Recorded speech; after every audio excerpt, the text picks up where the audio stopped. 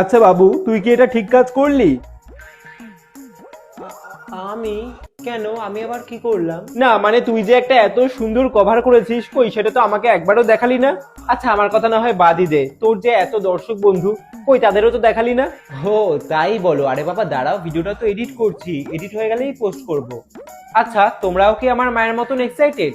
তো চলো কি করে মোবাইলের কভারটা বানালাম দেখে নাও। পৃথিবীর সবচেয়ে সুন্দর মোবাইলের কভার বানালাম। কি একটু অবাক লাগছে তো শুনতে?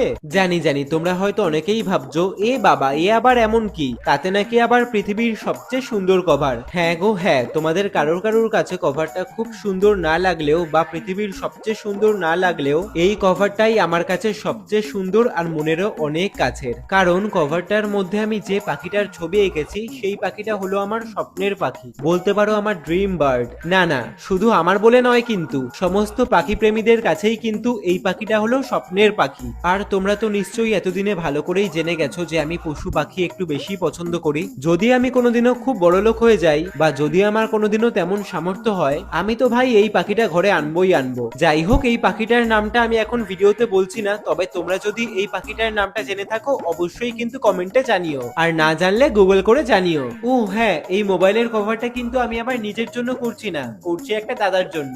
সেই দাদা প্রায় মাসখানেক আগে আমাকে এই মোবাইলের কভারটা দিয়ে তার মধ্যে কিছু করে দিতে বলে। কি করব কি করব ভাবতে ভাবতে মাথায় আসে, ও বাবা সেই দাদাও তো পাখি প্রেমী, তাই ভাবলাম পাখি নিয়েই কিছু একটা করা যাক। আর পাখি মানেই কিন্তু সবার প্রথমে আমার মাথায় একটা পাখির নামই আসে, আর সেই পাখিটার ছবি আমি কভারে এঁকেছি, আর সাথে রইলো একটু আমার কলকার ছোঁয়া। তো কেমন লাগছে কভারটা অবশ্যই কিন্তু কমেন্টে জানিও। সকলে ভালো থেকো, সুস্থ থেকো, বাই।